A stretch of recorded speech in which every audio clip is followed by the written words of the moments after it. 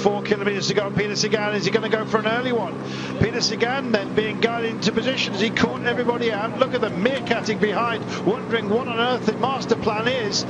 Peter Sagan bossing the day is he. He's got lots of strength, he's got the verve, and he's having a go, Sean. Yes, and we can see there it's not totally tailwind. There's a little bit of wind coming from the left hand side because the riders, they're keeping over to the right hand side of the road. You can see the echelon.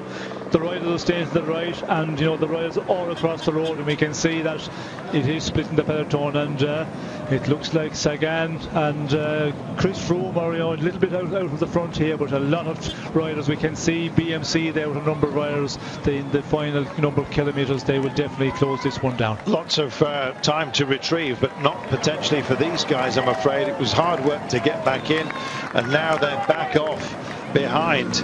Not backing off at all is Peter Sagan. 11.4 kilometers to go, and look at Chris Froome. We said before, on a fast day, Chris Froome is often very well placed. He's alive to the threat of Sagan, and this is good marking out by Chris Froome here. Yes, well, it's proving that he is, you know, feeling good, because to follow Sagan, he doesn't really have to do that. He could just sit back in the peloton, watch the other favourites. But the safest place to be, of course, is out in front and follow the strong men. We can see his Tinkoff, his Michael Valgren is pushing on here with Sagan the wheel. We can see Geraint Thomas also from Sky, who is following in the wheel of Chris Froome for the moment. What drama up front as we dwell on this. I think trying to pick out Romain Bardet, to be honest, the cameraman here, and our director's call, but what we want to see is what sort of gap we've got up front, and here it is. As is Christophe, all kinds of alarm bells went off for him as well. He knows the threat that Sagan offers up. It may well be that if he can bridge over, then he may well have an ally, but how welcome will that be for Sagan? He keeps shouting, are you happy to work for this? Big nod from Chris Froome as well. Froome is happy to work, and look, Quintana's finds himself isolated. This is a gap, Sean, that's been found here out of absolutely nothing for Chris Froome. He's off the front, and he means this. Yes, well, he sees, and he's been made aware that there's a lot of problems down further in the peloton, and the big one is that we can see, you know, the Movistar rider Quintana is quite a bit back in the peloton, but again, we've still 10 kilometers to go, but we have some powerful men out here in front, and they are prepared to ride. Thomas y Bodnar is riding for Sagan. Chris Froome is riding for himself, and riding wing, of course, is Geraint Thomas. What a fantastic, awesome foursome we've got right now with 9.7 to go. We look further back and we see who's capable of getting onto them. Well, Sagan asked the question, you happy to work? Froome says, absolutely, let's get on with it. Yes, we can see there that they're sharing the work. Chris Froome, you know, he's following here in the slipstream of Bodnar, but again, Sagan impressive there when he takes the pull on the front. The other riders having difficulty just when he does pull over to take their relay on the front. You can almost hear the short circuiting going on in the minds of these guys. That's Quintana. He's absolutely isolated. Where are his teammates is the question. Well, as soon as the echelons opened up after they made that turn into the exposed area, the push was made. Sagan instigated it, and Chris Froome is along for the ride. The sprinters team's now starting to wonder what on earth's going on. Andre Greipel takes a toot from a bottle, looks very relaxed, as if to say, well, I'm not going to do the chasing. Let's see if Ethics Quickstep want to pick it up. Nobody has done just yet, Sean. Well, we can see there on the front of the peloton, there's a number of riders from Lotto Soudal, Ethics Quickstep, but they're all scattered around. They're not together, so it's proving to get organised is difficult, but still 8.5 to go. But out front, they are really riding well together, and if they take that, you know, 15-20 second advantage, you will need a good team or teams to pull them back. Wow, what a dramatic finish to today in the offing. 8.2 kilometres to go, and that's a sizable gap, Sean. It says 20 seconds. I'm wondering whether it is. We'll do a tag marker for you in just a few moments' time. That is a remarkable effort, though, and yet again by Sagan after the kind of day he had yesterday. Yes, well, it's an amazing, again, Sagan so, you know, powerful up front there. And the interesting one is, you know, 2 from each team, 2 from Team Sky, 2 from Tinkoff, and they are going to ride. And Geraint Thomas, of course, you know, he's going to push on as well, because it's in their interests. They know that the other general classification men and Quintana are a bit further down. Mark Cavendish is, I'm afraid, not in a good place at the moment. Just trying to see what his issue is. A puncture for Cav, not great with 7.5 to go. I don't think it's going to be possible for him to retrieve that situation. It's been done before, but it's a very tall order, especially with the sort of pace we've got at the moment. He's wrestling the bike, as you can see.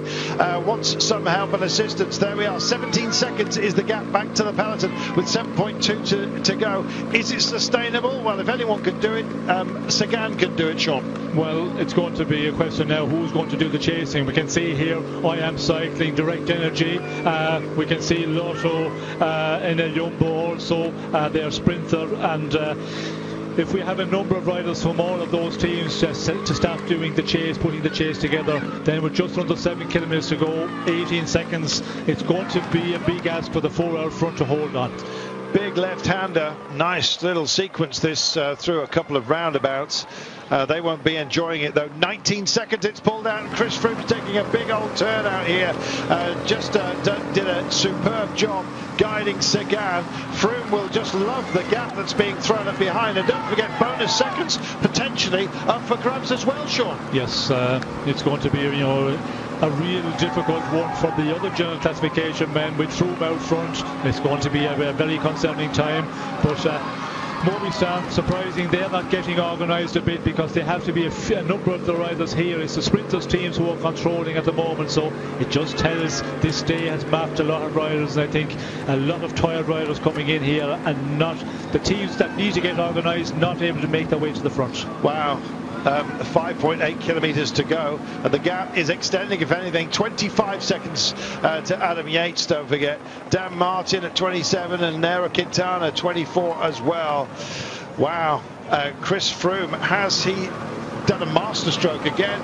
We talked about the high mountains, Sean, where he thrives, and he goes and wins one on a descent, and this is a very sad sight, I'm afraid. Mark Cavendish with a puncture, waiting for assistance. Yes, well, a puncture at the right wrong moment, the way it's racing at the moment, with the danger men out front, the yellow jersey out front. There's a big chase on in the main peloton, and to have a mechanical puncture at this time, well, then it's going to take all their chances of having to go for stage victory for Mark Cavendish. 20 and 19 seconds is the gap back, and you can see there Chris Froome is hunting for advantage, and at the moment the way it stacks up is written upon your screen. He'll be happy with this if he manages to deliver, and why not? 21 seconds to the chasers as we speak. It may well trim down, but with 4.8 seconds, 4.8 kilometers to go, Sean, can they deliver? Here comes Movistar, called to order, and that's for Quintana. They're not thinking about a sprint, they're thinking about the overall, of which Chris Froome looks like he's dominating on all terrain. Yes, well, it's amazing to see Chris Froome, you know, going into the attack with the likes of Peter Sagan on a flat run in here, and it just shows, you know, the way he is riding. He has to be feeling real good. He's riding, you know, a super aggressive race. We see when he took the yellow jersey on the descent, he went to the attack, a surprise on that occasion. Today, to go in the attack in the final, another surprise from Chris Froome. This is that little technical section. They'll go underneath this highway bridge, then they'll come back up over the other side, essentially on a link road, and then with 2 kilometers to go, if they sustain this kind of gap, I can't see that gap being closed. It may well be retrieved, but it's going to take an enormous push with 4 kilometers to go, and I think the push has taken yet more prisoners further back down the line, and Julian Alaphilippe almost drops his head in shame. There's no shame though for that man. He was terrific in the first week. He's on a learning curve. It's a very, very steep one, even if today's been flat, Sean. Yes, well, it just shows that, you know, the way the race have been. Any riders that are starting to suffer fatigue, well, you know, they're paying the price. But I think Julian Alaphilippe there, he was riding on the front, he was pulling the peloton along, he just gave it his all, and now he's peeled off and just going to ride in slowly. Joaquin Rodriguez takes a toot, his final season as declared. Emotional press conference the other way, and look at the speeds that are going. Chris Froome, 46 kilometers an hour. It's pretty similar terrain, we remind you.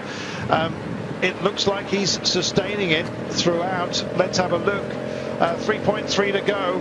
Now, when they reach the 2.2 to go, so in about a kilometre's time, they're going to have this flattish run for home, and it's hard to look past Peter Sagan at a moment such as this.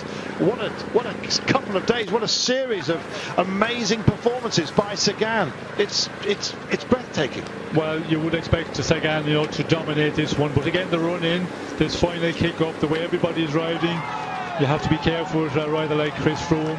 The way he's thrown up surprises all through this race. I'd not be surprised when we get the little bit of the run up before the finish. He might go in the attack there, but they will try and ride all the way to the finish. They will medway. They have a 21-second advantage over the main peloton, and they're going to ride all the way to the line. So maybe they will be happy enough just to ride to gain as much time as possible on the other big favourites. Can they sustain it? The gap started to trim down. 19 seconds now. Katusha want a part of the day. Lotto certainly do for Andre Greipel, who's yet to win a stage on this Tour de France, don't forget. And you can see now Edvald Boasson-Hagen has got his own chance that Cavendish is out of the frame. Would it be Eddie Boss today? It doesn't look like it. It looks like the winner's going to come from this group. It's 16 seconds. All of a sudden the clock bounces. I don't know whether that's a lack of telemetry, but these guys need telepathy, I think, to figure out how to win at stage like this. Froome was alive to the threat and went with a teammate, of course, Geraint Thomas. Likewise, Bodnar guided Sagan. And in fact, they're working all as a very tight time trialing unit. 2.1 kilometers to go. The road will kick up at the Flamme Rouge, and that may well offer Chris Froome a surprising advantage at the end of what's been a long day. Yes, and we can see here, it's not totally flat here. It's just a little, very, very gradual uphill, and it's going to be a question now who is the strongest. We can see Giant Alpecin who are pulling along here, and that's the surprising one. It is Quick Step and the big teams, Lotus Soudal, they haven't got anybody to ride, and with the riders they have up front, I'm afraid, it looks like it's going to be difficult with 17 seconds still out for the four leaders. Well, they've been holding that for about a kilometre right now. There is the Flamme Rouge, so once they go under that banner, there's only one to go. Let's hope it doesn't deflate. These guys have been absolutely pumped full of adrenaline, and it's a joy to watch. 1 kilometre remaining then. They go under the Flamme Rouge. They successfully navigate that, what turned out to be a bit of an obstacle yesterday, and here they come. This is the rest of them essentially. Is this going to be for crumbs? Groenewegen in the Dutch national colours is getting himself into a decent position. Here we are, 750 metres to go. This is going to be one heck of a famous victory. I think Sagan might well take the stage, but who knows? There is a kick up, don't forget, and Chris Froome will grind into that. Sagan knows that he's going to go fast at a moment such as this. He wants a 10 seconds bonus. Sagan, I think, will nick this right at the end and turn that into a 6 seconds bonus only for Chris Froome. But Bodnar's also very much involved here, and they're starting to weave a little bit. What about this? How cheeky is this? It's on the downhill run to the line. 300 metres to go then, and a trio of absolute talent coming to the line right now. Take nothing away from Chris Froome on all terrain. He's going to be your man. You're going to have to watch out for him. Always said on a fast day, watch for Chris Froome, and he's going to duke it out with Sagan for the line here. He has to show aggression, and he does. Sagan takes the win. Chapeau to him and to Chris Froome. Hats all over the place as we throw them in the air. What an amazing finale today. Chris Froome has a go again. It doesn't matter what the terrain. He is prepared to take on all comers. Wow, Sean. What a ride by the four breakaway men, and Chris Froome, really pushing on there on the final kick-up. Looks like they had 5-6 seconds of an advantage over the front end of the peloton, but we have to wait and see because a lot of gas back through the peloton with the time bonification. 11-12 seconds gained by Chris Froome. Big thanks being offered up to Bodnar by Sagan, but Chris Froome can feel like, honestly, he has been spraying bullets. It doesn't matter where, to be honest, whether it's in the mountains, on a climb, on a descent, on a day for the fast men. Don't count Chris Froome out ever of being in the top 10. Told you he could go quickly on a sprint day. Did not expect him to be runner-up today. He gets majestically a 6 second bonus. What a performance by Sagan as well, Sean, after all that effort yesterday. Wow. Yes, what a ride by Sagan, because he was the one who caused the split. You know, he just went to the front again, as we see him doing yesterday, just turned it up and went away with the riders. Interesting one there, we see the group coming in, Menkes coming in, Joachim Rodriguez, 109 down on the winner. So a lot of the general classification men losing time here in the final run-in. That's a super slow-mo to conjure with.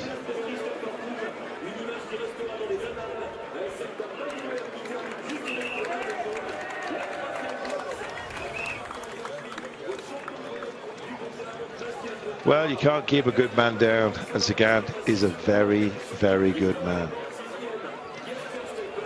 Huh. I'm almost speechless, Sean. Well, not surprising.